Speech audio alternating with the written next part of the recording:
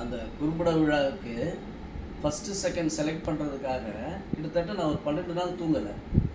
எந்த நேரமும் அதே தான் பார்த்துருந்தேன். ஏன்னா பரிசு யாருக்கும் தவறி வந்துடக்கூடாது அப்படின்றதுல ரொம்ப மிக தெளிவாக இருந்தேன். காஸ்டியூம்லேருந்து, பர்ஃபார்மன்ஸ்லேருந்து, கண்டினியூட்டிலேருந்து, கேமரா ஆங்கிள்லேருந்து, சைக்காலஜிக்கல் ஷார்ட்ஸ்லேருந்து, மியூசிக்லேருந்து அவ்வளோ மெனக்கிட்டேன் நான்.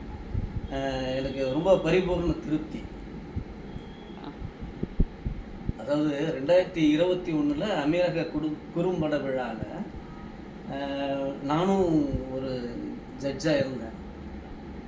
அதுக்காக நான் கிட்டத்தட்ட ஒரு 12 நாள் தூங்காமையே இருந்தேன் வீட்டில்.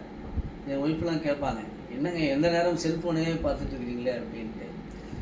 அதில் வந்து நான் எல்லாத்துலேயும் கவனம் செலுத்தினேன்.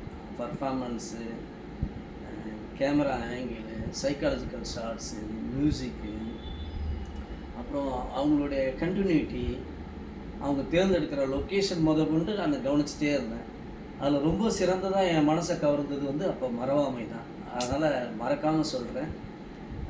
நான் ரொம்ப பரிபூர்ணமாக நான் அதை 2021 செலக்ட் பண்ணியிருக்கேன். நீங்கள் திரும்பவும் பாருங்கள். அந்த ஃபஸ்ட்டு, செகண்ட் ஆர்டர் படி பார்த்தா நான் சொன்னது எல்லா விஷயத்துக்கும் அது அப்படியே இருக்கும்.